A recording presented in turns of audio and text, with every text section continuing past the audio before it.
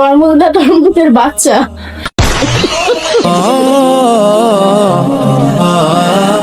আসসালামু আলাইকুম। ওয়ালাইকুম আসসালাম। এটা কি তরমুজটা তরমুজের বাচ্চা?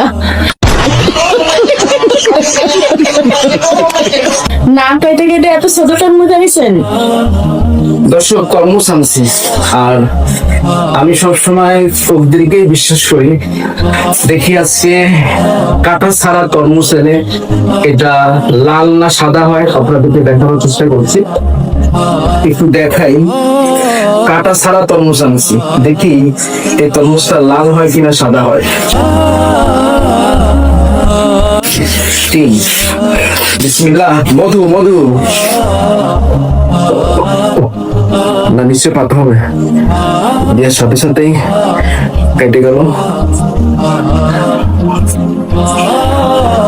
আপনি কি আগে তরমুজের ব্যবসা করতেন? দর্শক, তাই মনে হয়। তোমার ভয় লাগে কেন?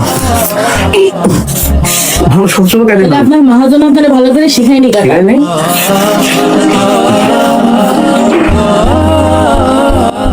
আলহামদুলিল্লাহ, কাটা ছাড়া তরমুজ কিনেছি। দেখেন, মাশাআল্লাহ, কত সুন্দর লাল হয়েছে। আসলে তকদিরকে বিশ্বাস করলেই এমন হয়। আলহামদুলিল্লাহ, তরমুজটা অনেক মিষ্টি ছিল। সবাই ভালো থাকবেন। আসসালামু আলাইকুম।